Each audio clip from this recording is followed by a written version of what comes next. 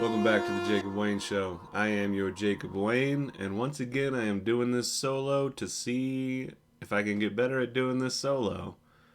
I'm going to give you a little pop culture lens into the way I see shit, and let's get going. So first things first, my band Gamma Pop played at the Aggie Theater here in Fort Collins. It was a great show. Might be the most people I've played to, other than one time playing a Chinese New Year's event at Utah State University with my old band Fakoshka. That was my first time really trying to sing live in front of everybody, other than like a random chorus or something, with my first band Nadia Pero. All of these bands you can go stream on Spotify, by the way. But, yeah, things have changed quite a bit since that Utah State gig. I'm not really nervous to sing and play in front of people anymore. So that show at the Aggie went really well. Shout out to some of the other bands we played with. Let me see who I can remember. There was Major Flavor, Peach Trees, Loggerhead, Bad Roommates, good buddies of mine, Plastic Forearm, and Trash Fest. It was Trash Fest's last show. So maybe go check out their stuff that's streaming. I'm not sure if they're still trying to promote their old stuff. I mean, I would. So if they got stuff online, go check it out and support those musicians in their new adventures. With that, let's get into some music stuff. Once again, since last week, not a ton of new listening on my part, except for one major one. Let me pull this up because it is a lot of new information to me. But for those of you that know me, know that one of my biggest musical influences is the guitar player from Limp Bizkit, Wes Borland.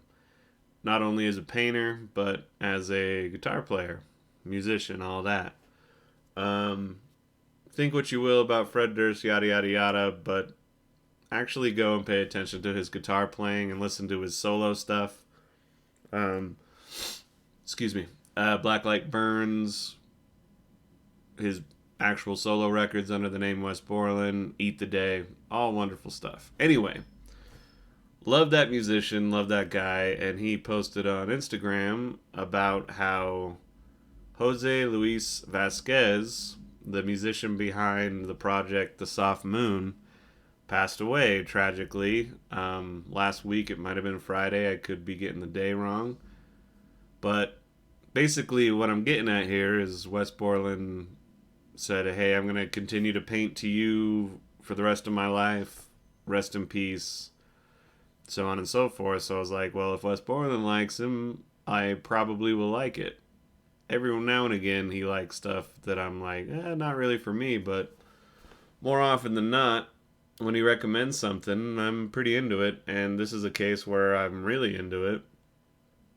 The Soft Moon is post-punk, dark wave, krautrock, industrial rock, electronic rock. I think he wears his influences on his sleeve quite a bit. It's a little bit of Nine Inch Nails, a little bit of KMFDM. But then there's like some really unique, interesting rhythmic stuff going on that I feel like I don't hear in Nine Inch Nails or KMFDM, stuff like that. So it's just a really big bummer to find out that he passed away and to have to find out about this music that way. I'm definitely a fan now, so I'm excited to go back through his discography and digest it all, but it's tragic. Vasquez was born in Los Angeles, California, to a Cuban immigrant mother and to a Mexican father who was never present in his life. At the age of 9, the family relocated to Victorville, California, a town in the Mojave Desert. As a teenager, Vasquez started out playing punk rock, inspired by Descendants, Bad Religion, Bad Brains, Fugazi, and Minor Threat. After graduating from Hesperia High School, he moved to Oakland, California. Um, yeah, I've only digested his fifth and final album, Exister. That came out in 2022. So I can definitely highly recommend that album. I can't necessarily recommend the other ones, but I imagine they're pretty sweet. And so I guess the details here is Vasquez died on January 18th. So I guess that would have been Thursday. At the age of 44, alongside techno DJ Silent Servant and Mendez's partner, Simone Ling, of a suspected fentanyl overdose. I thought that that might be the case. For some reason, that popped into my head as an assumption. It's sort of when more than one person dies in one night. I think fentanyl these days, unfortunately. It's just really tragic. Rest in peace. And I will definitely continue to digest and integrate the music into who I am, and all the best to his friends and family.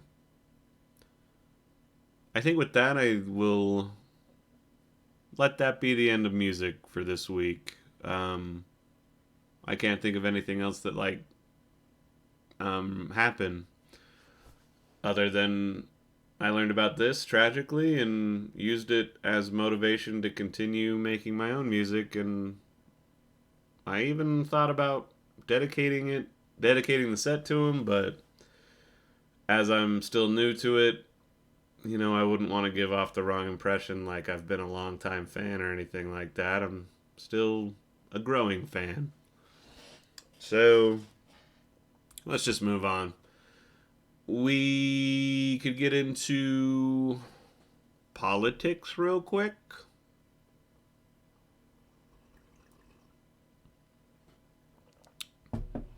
Supreme Court allowed the federal government to come in and cut wire in Texas. The wire being that they put up along the border to Mexico. So there's that. Ron DeSantis ended his campaign, saying he'll never stop or give up. So he never stopped and never gave up by stopping and giving up.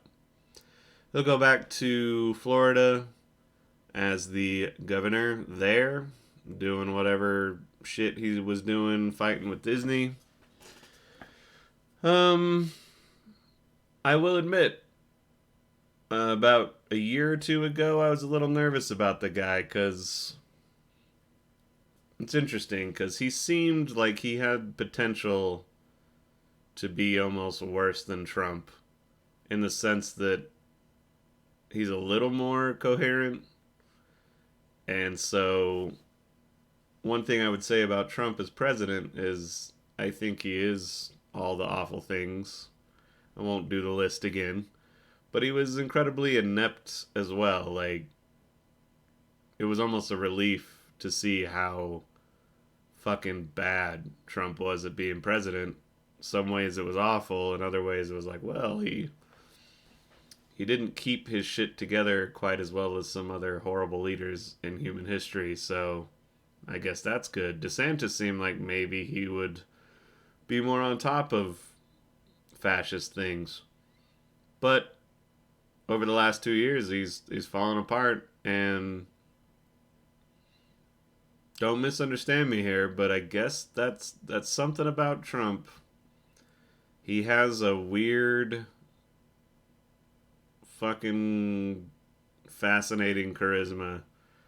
I can't fucking stand the guy, but I am fascinated by watching his behavior, and something about what he does obviously appeals to a lot of people in this country. I don't know if it's people that are repressing stuff, keeping it down, people that have been hurt in the past and so they're angry and lashing out.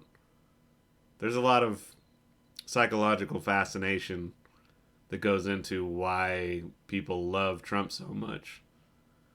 But I will admit, he is an interesting figure to pick at and wonder about and like what's going on in there kind of thing. Whereas DeSantis is just like ugh, like gross. He reminds me a little bit of like that the '80s frat boy douchebag that was that. I'm already forgetting his name. It's been a while. The Supreme Court justice that went through all the stuff. I wanted to say Gorsuch, but that ain't him. Let's find it real quick, shall we? I'm going to type in 80s Supreme Court jock douchebag and see if he pops up.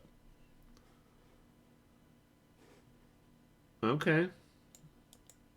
Let's just say Supreme Court jock douchebag. Brett Kavanaugh. There we go. Yeah, DeSantis kind of gave me Kavanaugh vibes. So, it's weird. I feel like the Republican Party, if it didn't have the Trump element, would almost be shifting into this weird, I don't know, selling supplements 24/7 grind set, douchey 80s jock party with a hint of fascism. Maybe more than a hint, more like a fucking, let's pour it on, I'll let you know when I'm done. So he's done. It is now down to Nikki Haley and Trump. Trump will win.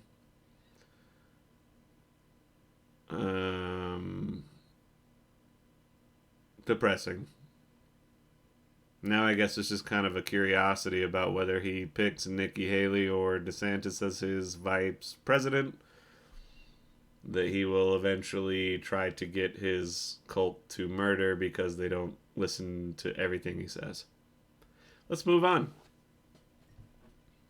Video games?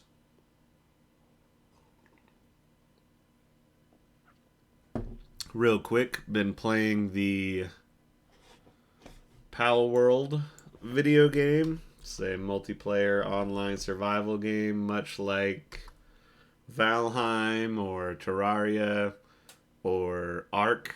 I think Ark is maybe the most similar thing.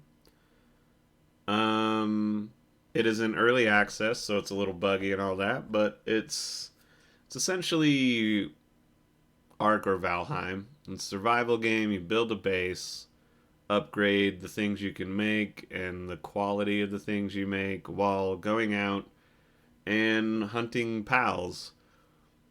Pals are basically Pokemon ripoffs, which is fine. You capture them and you can use them. You can ride around on them, or they're your little buddy that helps you fight stuff. It's a little more chill than Valheim, which is appreciated. Beautifully rendered.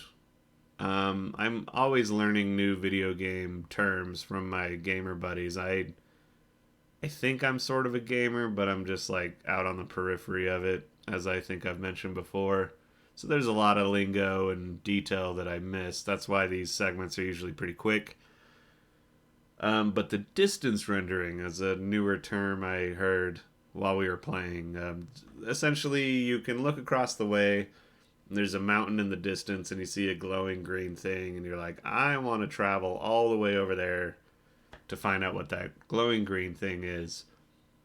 It's awesome. A lot of video games you play, it's like not rendered that well off in the distance, so you don't get a sense of scale and grandiosity that this video game gives you. The Pokemon ripoff pals are really cute and fun, and it's a little more sinister. Like, got a little monkey one with a machine gun. There's also these syndicate bad guys that you can capture inside your pal balls, basically your Pokemon balls. Yeah, only played over the weekend, and that's also the same weekend I was playing the Aggie and all that stuff, so haven't played a ton of it. My friends have, so they're all way ahead of me.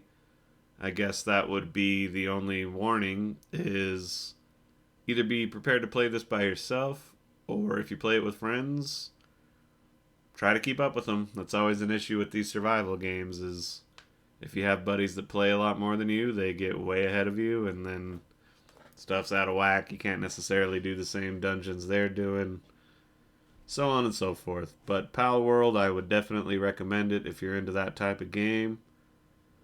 On the side, I've just been playing Final Fantasy IX again, playing StarCraft again.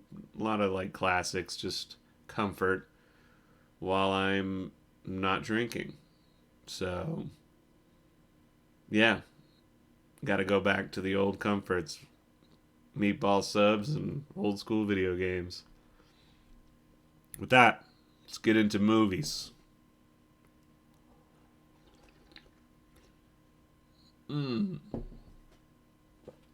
First things first, let's see what I watched recently. I actually went down in movie watching lately.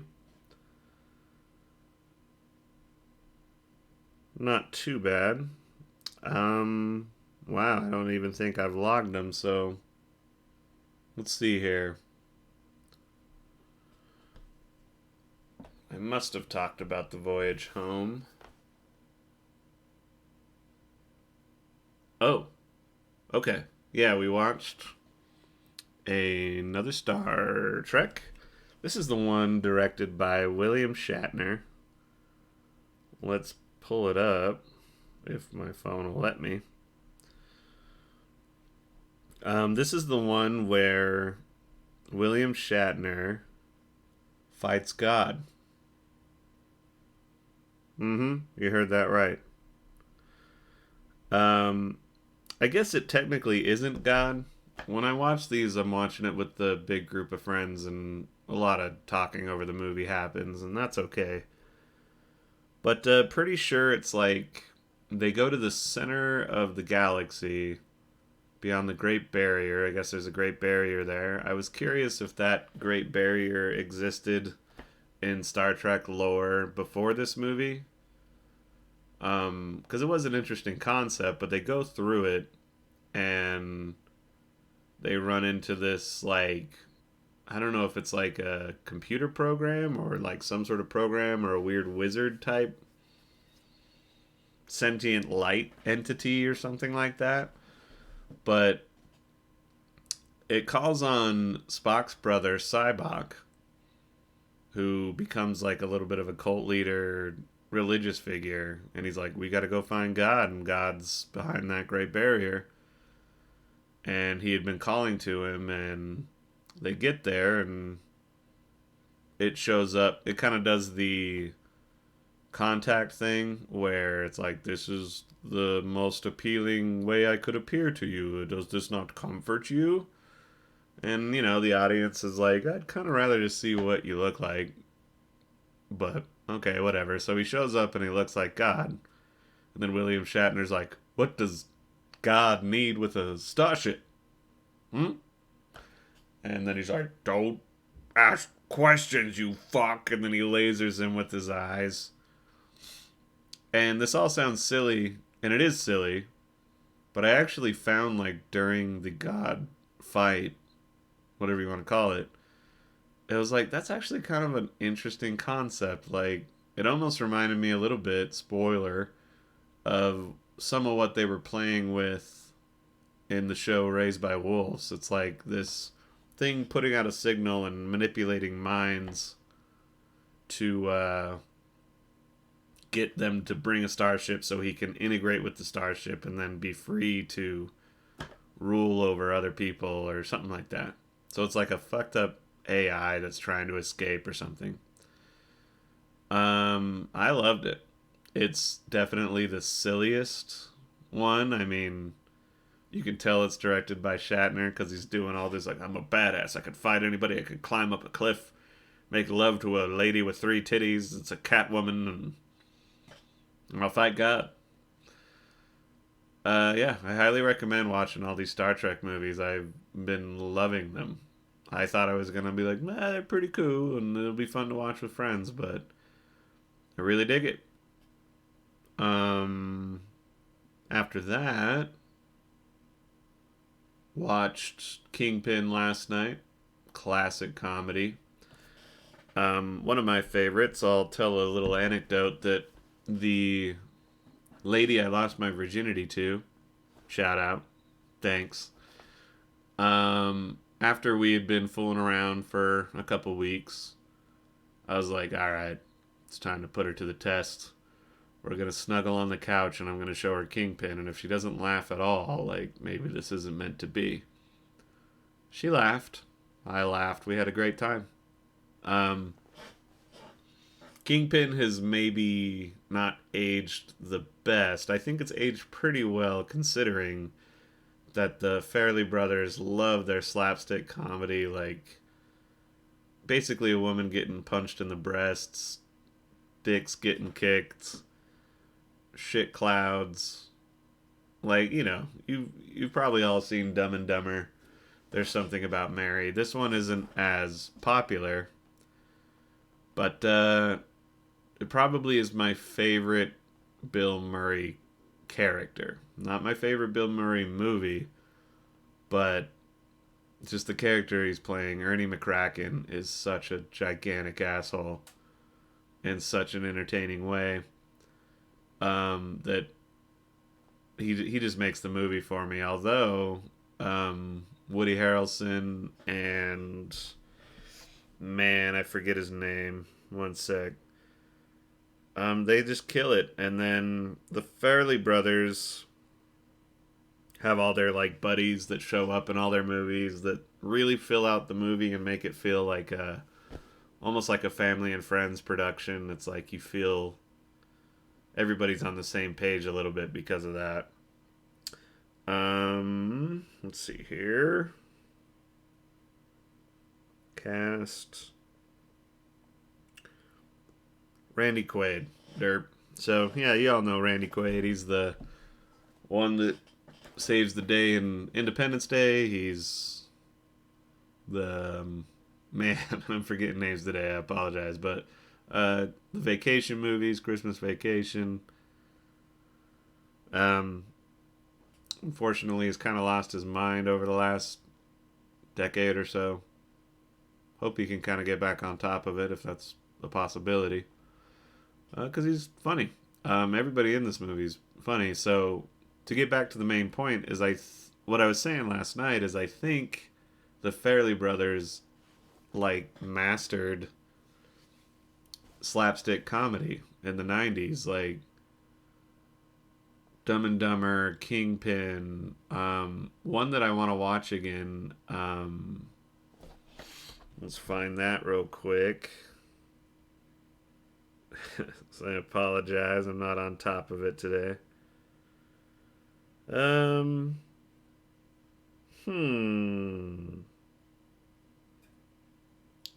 Sorry about that.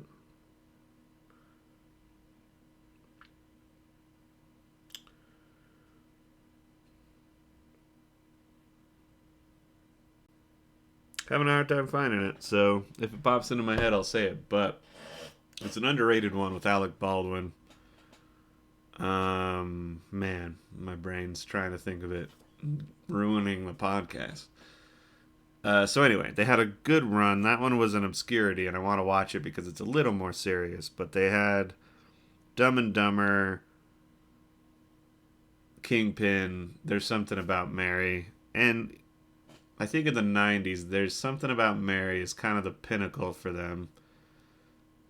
Of especially with the slapstick thing. Like, once they had the cum in Cameron Diaz's hair and it just sticks straight up, that was like, alright, I think comedy needs to evolve now. They've perfected the gross out slapstick thing.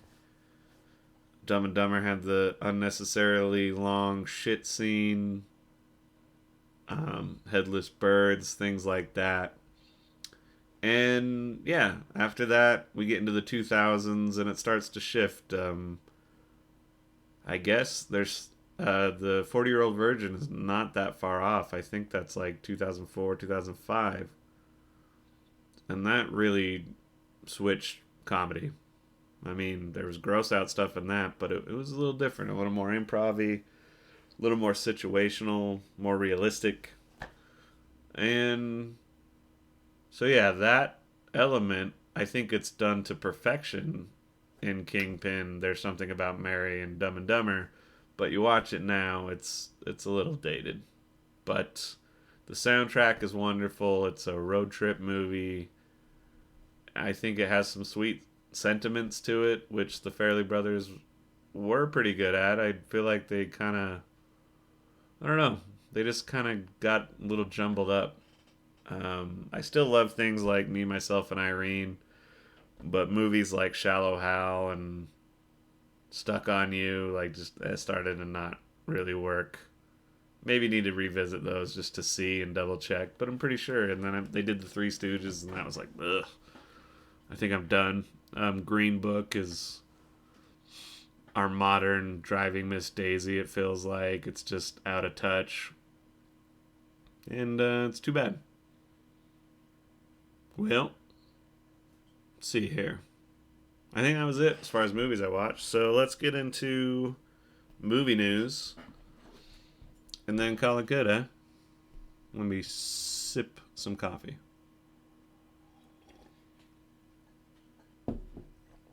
So today, as I'm recording, they released the 2024 Oscar nominations. This is the 96th Academy Awards. Now, for those that listen, you can tell that I am a fan of B movies, knockoff, underappreciated, low budget film. I also like obscure classics. I like old films. I just love movies, you know? And so I feel like when you go onto YouTube, you get like two camps. You get the people that love everything. They always find a way to love everything, which you need that kind of positivity, but also it's hard to go to them to really get a barometer of what you actually want to see or what, like, spend your time on. And then there's the hypercritical, I got an issue with just about everything and I'm going to nitpick to death. I might have some friends that are a little bit like that you might know. And I pride myself on being able to, like, kind of ride that line. There's stuff I really don't like. I'm not going to kowtow to, like, stuff that everybody's loving, just because it's popular. But yeah, I watch Marvel movies. I try to keep up with that. I watch Star Wars. I loved Barbie. Yeah, I try to stay up on the conventional, popular zeitgeisty stuff. So I am into the Academy Awards, even though I accept them for what they are. They are a Hollywood PR machine. The Academy is a very specific group of people that have very specific tastes. They're predictable. Sometimes a movie is just so good that I like it, the Academy like it, and a lot of people like it. And then there's time where you're like, this is masturbatory Oscar bait. You've heard the term. This is dramatic and oh, how so daring from the writing or director or acting. But then you watch it and you're like, I'll never watch this again, or this actually almost sucks.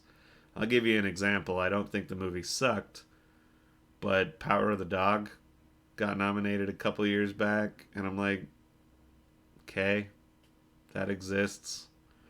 Bored out of my mind.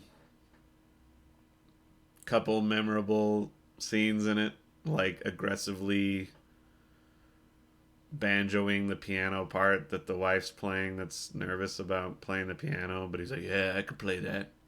That's all I remember from that movie. So, let's get into it. Now, I am going to do a Academy Award breakdown episode with our boy Dan. But what needs to happen is we need to see more of these movies.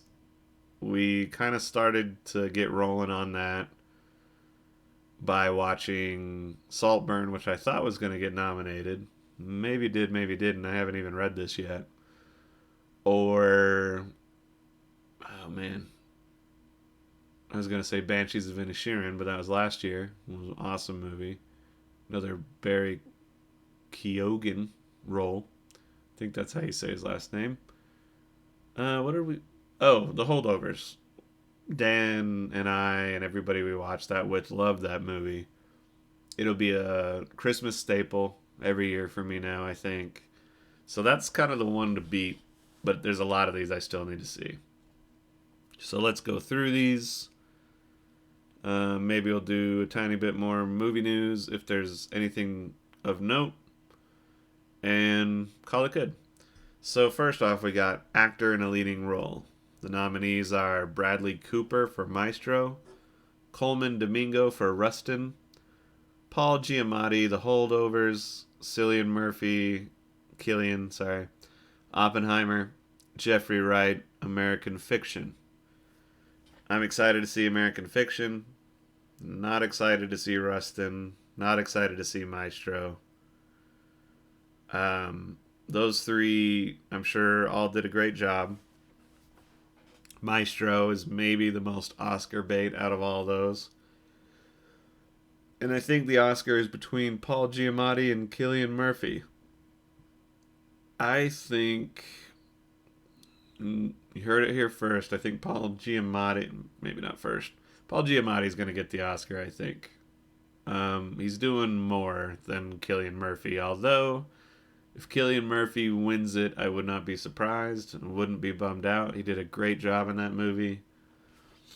And maybe this will just be a crazy Oppenheimer sweep this year.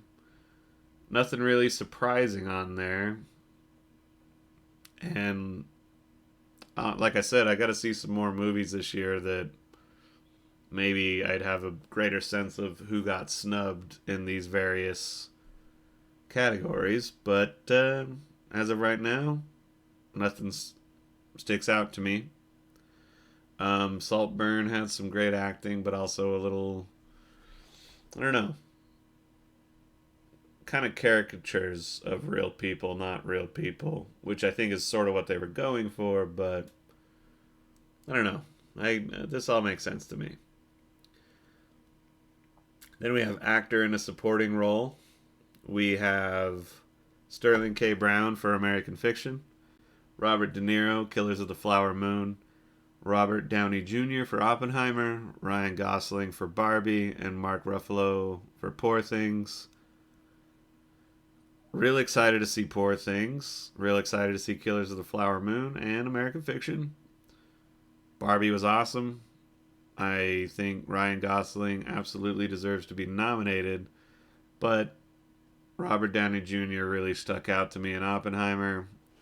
I saw that when it was in theaters, and that was feels like a while ago, and it still sticks with me, and I remember it, so I think he won the Golden Globe. I wouldn't be surprised if he wins this one, so that's going to be my guess for that. Actress in a leading role.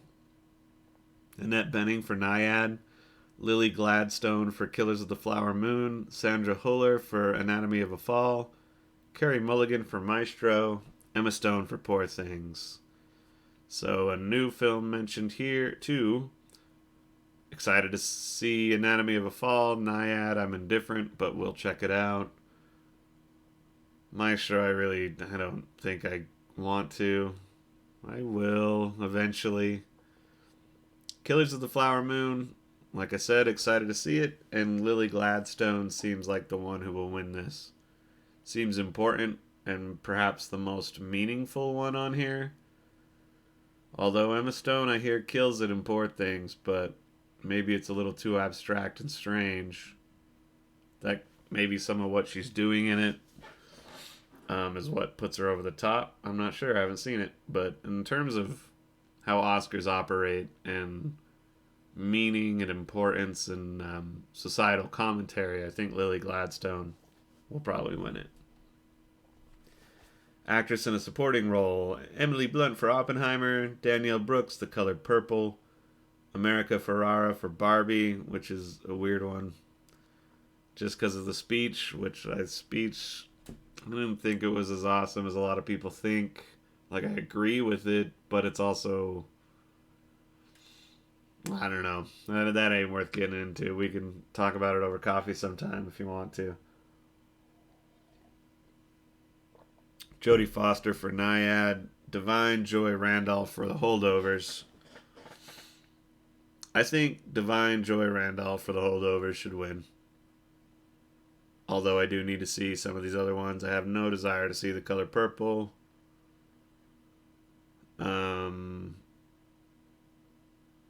Naiad. Emily Blunt was good in Oppenheimer, but also kind of like, just kind of standard good.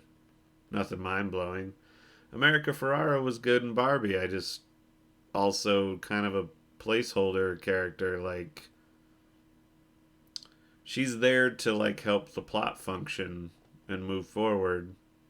I don't think she was doing anything that good. I feel like she's kind of just being herself, which, I don't know. She's likable, fun character, but just, I think there had to have been other actresses doing more. And I think Divine Joy Randolph absolutely was doing more than America Ferrara. Animated feature film: The Boy and the Heron, Elemental, Nimona, Robot Dreams, Spider-Man Across the Spider-Verse. My heart says The Boy and the Heron should win. It's like, it's almost like one of those where you give it to Miyazaki for all the Ghibli films. I don't know. I don't think he's won an Oscar for any of them. I might have to double check that. But maybe Spider-Man Across the Spider-Verse will win, although a bunch of people talked about how it ended and they're like, oh, I wanted a whole movie, and then it's just teasing for the next one, which might hurt it, but it is really loved and dynamic animation, where The Boy and the Heron is lovely animation, but not necessarily anything new. It's beautiful standard Ghibli with maybe a couple new touches. I'm not really sure. I'm not a aficionado of the Ghibli films. I'm trying to get there. Cinematography: El Conde, one I've been really excited to see. Maybe need to get to that. Killers of the Flower Moon, Maestro, Oppenheimer, Poor Things. I need to see some of these before I form an opinion on the cinematography, but I will say that Oppenheimer's cinematography was great. Costume design: Barbie, Killers of the Flower Moon, Napoleon, Oppenheimer, Poor Things. No on that one. I need to see Poor Things. Oppenheimer's great for a period piece, but then Barbie was just super creative. So maybe Barbie, but we'll see. Directing: Anatomy of a Fall with Justin Triet. Killers of the Flower Moon, Martin Scorsese. Oppenheimer, Christopher Nolan. Poor Things, Yorgos Lanthimos. The Zone of Interest, Jonathan Glazer. It'll be Christopher Nolan. I mean, it's gotta be. I'd be surprised if it wasn't. Documentary feature film: Bobby Wine, The People's President, The Eternal Memory, Four Daughters, To Kill a Tiger, 20 Days in Mariupol. I usually just watch whoever wins this category, and then anything else that people are talking about. If I don't hear anybody talking about it and it didn't win this, I won't really watch it. Documentaries, I'm very picky. And I got no idea. I haven't heard about any of these, so don't really know. Documentary short film, won't even bother reading that. Film editing: Anatomy of a Fall, The Holdovers, Killers of the Flower Moon, Oppenheimer, Poor Things. Man, I really need to see Poor Things. I feel like this will really shape my opinion on some of these categories, and this is why we will revisit this with my buddy Dan. Oppenheimer probably wins this one, but we'll see. International feature film. Io Capitano, Italy. Perfect Days, Japan. Society of the Snow, Spain. The Teacher's Lounge, Germany. The Zone of Interest, United Kingdom. Zone of Interest will probably win that one because I think it might be on Best Picture. Always into Japanese cinema, Perfect Days. The rest of those, Society of the Snow, I hear is good. I have to check that out, I guess. That's from Spain. But yeah, Japanese cinema and Chinese cinema is definitely one I try to get into. Makeup and hairstyling, Golda, Maestro, Oppenheimer, Poor Things, Society of the Snow. I'm surprised Barbie isn't on this one. Poor Things, I'm going to guess on this one just from the trailer I've seen, but we'll see. Music, original score. American Fiction by Laura Cartman. Indiana Jones and the Dial of Destiny, John Williams. Killers of the Flower Moon, Robbie Robertson. Oppenheimer, Ludwig Göransson. Poor Things, Jerskin Fendrix. Need to see some of these, but I imagine Oppenheimer's going to get it. Music, original song, I won't even bother with that one. Best Picture. Let's see if there's any other ones real quick. Some of these other... Let's do writing and then we'll do Best Picture. Oh, and visual effects. Visual effects, The Creator, Godzilla -1, Guardians of the Galaxy Volume 3, Mission Impossible, Dead Reckoning Part 1, Napoleon. I don't know. Need to see some of these, but Creator looked cool based on the trailer as far as just visual effects, but we'll see. Writing, adapted screenplay, American Fiction, written for the screen by Cord Jefferson. Barbie, written by Greta Gerwig and Noah Baumbach. Oppenheimer, written for the screen by Christopher Nolan. Poor Things, screenplay by Tony McNamara. The Zone of Interest, written by Jonathan Glazer. Probably Oppenheimer, but maybe Barbie. They had a really good, fun writing. Writing, original screenplay, Anatomy of a Fall. Another movie I'm excited to see. The Holdovers. Maestro, May, December, Past Lives. Should be The Holdovers. I would be annoyed if it wasn't. That is, if it's only going to get one, I think that should be the one it gets. With that, Best Picture, where'd you go? Okay, Best Picture nominations. American Fiction, Anatomy of a Fall, Barbie, The Holdovers, Killers of the Flower Moon, Maestro, Oppenheimer, Past Lives, Poor Things, The Zone of Interest. It's going to be Oppenheimer. Yeah. And that is that. We'll see if I am wrong on these things and talk more about it with Dan after we've seen more of these. With that, any movie news? Gladiator 2 is wrapped filming. Tron Ares has began filming.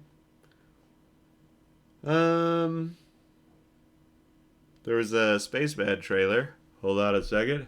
Sneeze. Are they gonna have it?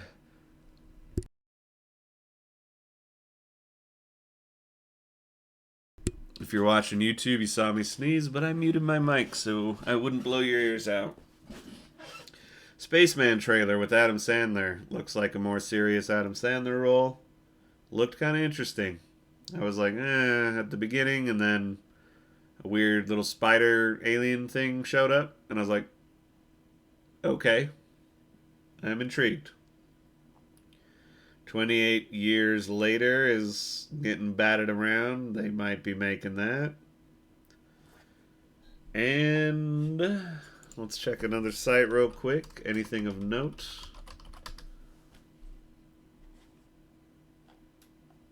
Man, I'm not going to say what site this is, but they've really fallen apart as a news site.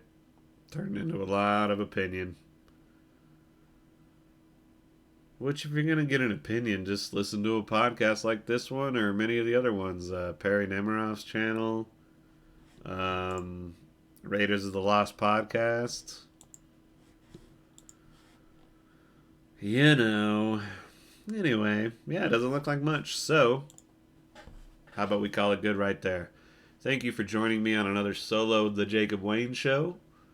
I think I mentioned it in the last episode, but I'll say it again. I'm trying to do a whole month of just solo episodes to get better at it. Also, make sure I want to keep doing this. I like doing it, but I like doing a lot of things and only have so much time in the day. So, yeah, give me your support. I'm not saying financially, at least at this point. But if you like listening to the show, let me know, and that helps me keep doing it. If listenership doesn't really go up over the next couple months, if I'm continuing to do it, I might just put it on hold. Because I do need to focus on painting and music and job hunting, as always. So, with that, it's been real. And ta-ta! Thank you for listening to The Jacob Wayne Show. If you would like to contact us, please write us at thejacobwayneshow@gmail.com. You can find us on Spotify, iTunes, and YouTube. Simply search The Jacob Wayne Show and it should pop right up. Make sure you like and subscribe and leave a review and share this podcast with your friends. Please write us. It helps add content to the show and makes the show even better for you, the listener. Thanks for tuning in.